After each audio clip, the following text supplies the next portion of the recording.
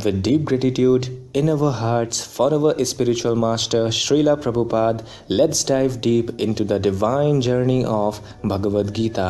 तो read along study along daily series का आज डे 74 है और शुरू करने से पहले हम लोग राधा कृष्ण जी को याद कर लेते हैं। जय श्री राधे कृष्णा। वृंदावन के राधा कृष्ण जी के दर्शन कर लेते हैं।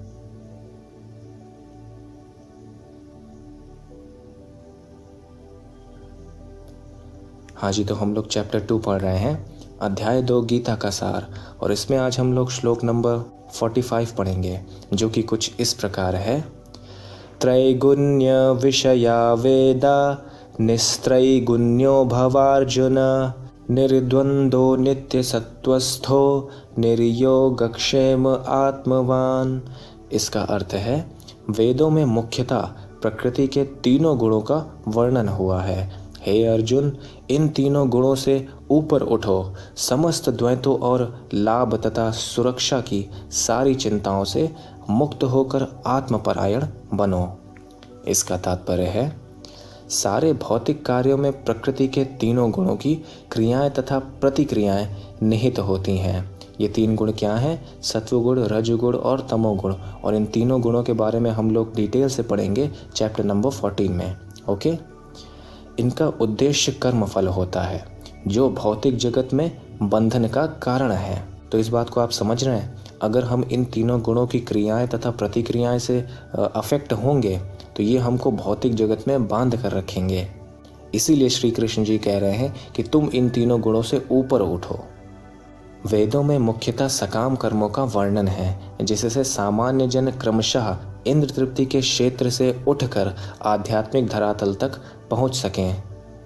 आपको याद होगा, हम लोगों ने योगा लेटर पढ़ा था, जिसमें हमने देखा था जिन लोगों की ऐसी मानसिकता रहती है कि बस इंद्र तृप्ति ही सब कुछ है, तो उनके लिए क्या है, वेदों ने कहा है कि आप कर्म कांड पे फोकस करो और फिर आपको अल्टीमेट लेवल का इंद्र तृप्ति मिलेगा। कैसे? आपको स्वर्ग जाने का मौका मिलेगा, जहाँ पर अल्टीमेट लेवल का आपको इंद्र तृप्ति का भोग मिलेगा।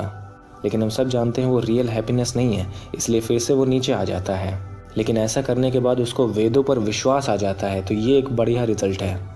लेकिन साथ में उसको ये भी पता चल गया कि इंद्र तृप्ति में रियल हैप्पीनेस नहीं है, तब जाके वो धीरे धीरे इम्प्रूवमेंट करते करते भक्ति के लेवल पे पहुंच पाता है, जहां पर उसको रियल हैप्पीनेस मिलना शुरू होती है। तो वही यहाँ पर श्रीला प्रभुपाद जी कह रहे हैं कि सामान्य जन क्रमशः इंद्र तृप्ति के क्षेत्र से उठकर आध्यात्मिक धरातल तक पहुंच सके। लेकिन बात यहाँ पर ख़त्म नहीं हुई है, ध्यान दीजिएगा। दो तरीके के लोग होते हैं, एक जो दूसरों को देख करके ही सीख जाते हैं, और दूसरा जो जब खुद उनके ऊपर होता है तभी सीखते हैं। तो वही है, एक बुद्धिमान होता है जो दूसरों को देख कर ही सीख जाता है, लेकिन एक कम बुद्धिमान होता है, वो तभी ही समझता है जब उसके साथ हो। तो अगर हम बुद्धिमान हैं तो हम समझ जाएंगे कि इंद्र तृप्ति में कुछ नहीं रखा है, इसीलिए हम भक्ति की प्रोसेस पे ज़्यादा फोकस करेंगे। इसीलिए हम लोगों का दृढ़ निश्चय भक्ति में ही रहना चाहिए। कृष्ण अपने शिष्य तथा मित्र के रूप में अर्जुन को सलाह देते हैं कि वह वेदांत दर्शन के आध्यात्मिक पद तक ऊपर उठे, जिसका प्रारंभ ब्रह्म जिज्ञासा अथवा परम आध्यात्मिकता पर प्रश्नों से होता है। आपको याद होगा, मैंने एक वीडियो डाला था इस चैनल पर जिसका नाम था a humble try to give spiritual inclination. उसमें मैंने बात की थी स्पिरिचुअल इंक्विजिटिवनेस की। तो वो यही है कि ब्रह्म जिज्ञासा कि आखिर भगवान कौन है और हमारा उनसे क्या रिश्ता है। इस चीज़ की जो जिज्ञासा है उसे ब्रह्म जिज्ञासा कहते हैं, और यही पहला स्टेप है आध्यात्मिक प्रगति का। तो अगर आपके अंदर ऐसी ब्रह्म जिज्ञासा है तो मुबारक हो, आप पहले स्टेप पर तो पहुंच ही गए हो और आगे भी पहुंच जाओगे। इस भौतिक जगत के सारे प्राणी अपने अस्तित्व के लिए कठिन संघर्ष करते रहते हैं। उनके लिए भगवान ने इस भौतिक जगत की सृष्टि करने के पश्चात वैदिक ज्ञान प्रदान किया, जो जीवन यापन तथा भव बंधन से छूटने का उपदेश देता है। तो समझ रहे हैं, जो हमारे वैदिक ज्ञान में वर्ण आश्रम ये सब कुछ दिया है कि कैसे जीवन यापन करना है यहाँ पृथ्वी पे, तो सभी का उद्देश्य यही है कि कैसे आप भव बंधन से छूट पाएँ, मतलब कि जन्म और मरण से छूट पाएँ और टॉप लेवल के अंडरस्टैंडिंग पर पहुँचें, जो कि है selflessly serving the supreme personality of God head Shri Krishna.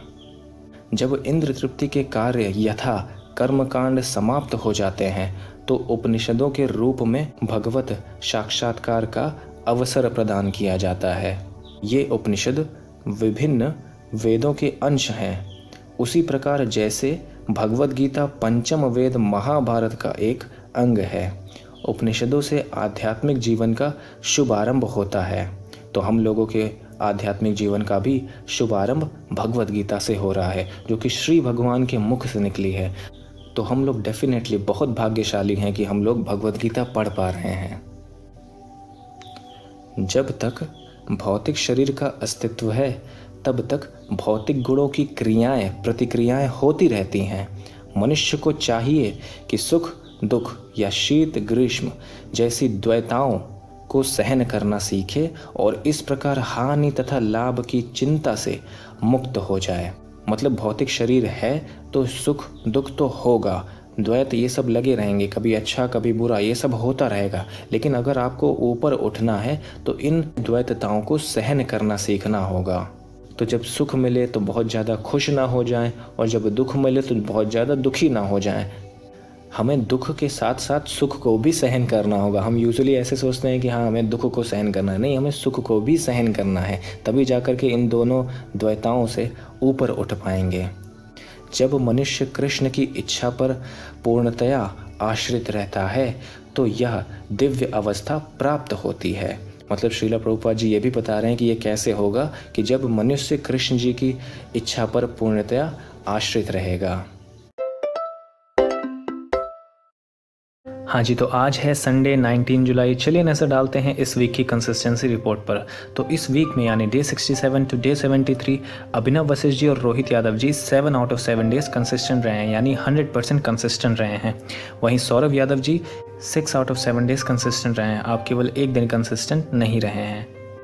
Sister ओजस्वी श्रीवास्तव जी का और अभिषेक कुमार जी का लास्ट वीक का 100% कंसिस्टेंसी नहीं हो पाया था, तो उन्होंने इस वीक में लास्ट वीक का 100% कंसिस्टेंसी बना लिया है।